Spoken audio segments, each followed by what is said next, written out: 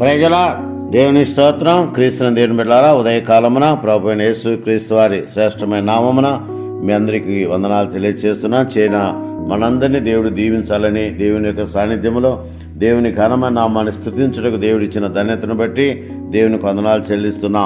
ప్రతిదినము ప్రభువుతో అనుదిన ఆశీర్వాదాలు, అరుణోదయ కృపావరాలు పొందుటకు దేవుడు మనకిచ్చిన గొప్ప ధన్యతను బట్టి దేవునికి వందనాలు చెల్లిస్తున్నా. ప్రతిదిన ధ్యానాంశాన్ని జ్ఞాపకం చేసుకుందాం.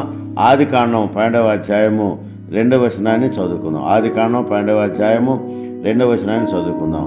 నిన్ను గొప్ప జనముగా చేసి నిన్ను ఆశీర్వదించి నీ నామమును గొప్ప చేయుదును, నీవు ఆశీర్వాదముగా ఉందువు అని దేవుడు అబ్రహాముతో మాట్లాడిన శ్రేష్టమైనటువంటి మాటలు మనం జ్ఞాపకం చేసుకుందాం. దేవుని బిడ్డలారా గమనించండి, అబ్రహామును దేవుడు పిలిచాడు. అబ్రహామును దేవుడు తన కృప చొప్పున ఏర్పాటు చేసుకున్నట్లుగా దేవుని బిడ్డలారా జ్ఞాపకం చేసుకుందాం. దేవుని యొక్క ప్రేమకు పాత్రలవుటకు కొందరిని దేవుడు ఏరుకుంటాడు, కొందరిని ఎన్నుకుంటాడు, కొందరిని ఏర్పాటు చేసుకుంటాడు, కొందరిని పేరు పెట్టి పిలుస్తాడు. ఆ వరుసలో అబ్రహామును దేవుడు ఎన్నుకున్నాడు. గమనించండి, ఏరుకున్నట్లుగా దేవుని బిడ్డలారా జ్ఞాపకం చేసుకో. విగ్రహారాధన స్థలం నుంచి, విగ్రహారాధన కుటుంబం నుంచి, విగ్రహారాధన ఇంట్లో నుంచి దేవుడు ఆయన ఏరుకున్నట్లుగా దేవుని బిడ్డలారా జ్ఞాపకం చేసుకుందాం.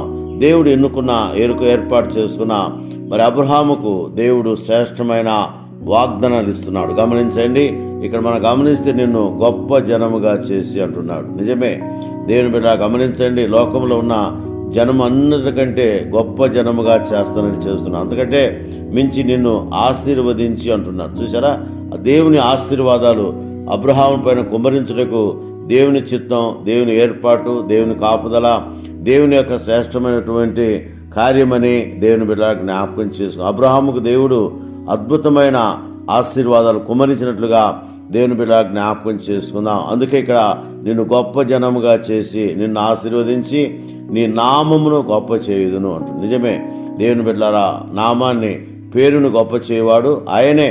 అందుకే నీవు ఆశీర్వాదముగా ఉందువు, అనేకులకు ఆశీర్వాదకరముగా చేయుట దేవుని చిత్తం, దేవుని ఏర్పాటు, దేవుని యొక్క సంకల్పమని దేవుని బిడ్డలారా జ్ఞాపకం చేసుకుందాం. ఉదయకాలమున దేవుని బిడ్డలారా గమనించండి, దేవుడు నిన్ను నన్ను ఏర్పాటు చేసుకొని ఆయన ఎన్నుకొని ఏరుకొని ఆయన కార్యాలు జరిగించే దేవుడని దేవుని బిడ్డలారా జ్ఞాపకం చేసుకుందాం.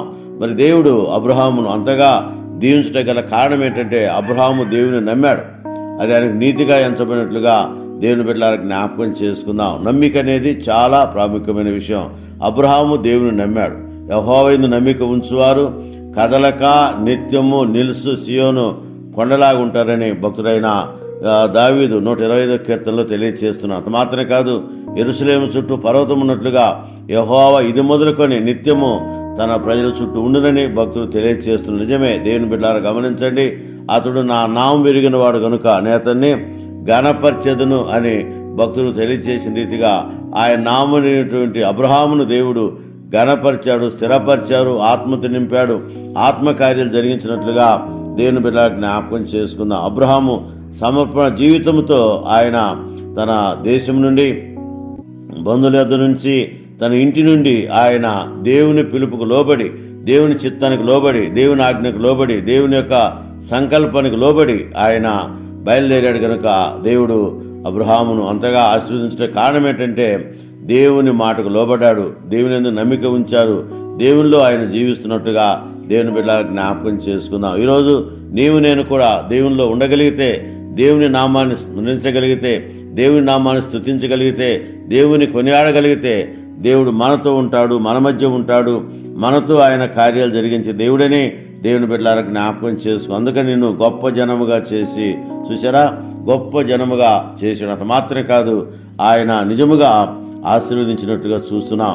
నీ నామమును గొప్ప చేయుదును, నీవు ఆశీర్వాదముగా ఉందువు అని లేఖనంలో చూస్తున్నాం. దేవుని బిడ్డలారా నిజమే, అందుకే ఆయనకు ఇచ్చిన గొప్ప ధన్యత అంటే నిన్ను ఆశీర్వదించు వారిని ఆశీర్వదించేదను, నిన్ను దూషించు వారిని శపించేదను, భూమి యొక్క సమస్త వంశములు నీ యందు ఆశీర్వదించబడని అబ్రహాముతో దేవుడు చెప్పిన గొప్ప వాగ్దానము ఎంతో గొప్పదని దేవుని బిడ్డలారా జ్ఞాపకం చేసుకుందాం. ఎందుకంటే ఉదయకాలమున దేవుని బిడ్డలారా గమనించండి, దేవుడు మనల్ని ఆశీర్వదించే దేవుడు, కరుణించే దేవుడు, కాపాడే దేవుడు, ఆదరించే దేవుడు, బలమైన కార్యాలు జరిగించే దేవుడనే దేవుని బిడ్డల జ్ఞాపకం చేసుకుందాం. దేవుని యొక్క సాన్నిధ్యంలో, దేవుని యొక్క సముఖంలో మనము దేవుని స్తుతించి, గణపరిచి, ఆరాధించి ఆ నామాన్ని మనము స్తుతించగలిగితే, స్మరించగలిగితే దేవుడు మనం దీవిస్తాడు, ఆశీర్వదిస్తాడు, బలపరుస్తాడు. అబ్రహామును దీవించిన దేవుడు నిన్ను నన్ను దీవించడానికి సిద్ధంగా ఉన్నాడు.